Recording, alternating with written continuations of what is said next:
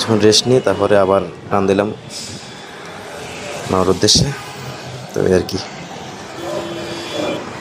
সামনে আবার কথা হবে, দেখতে থাকুন।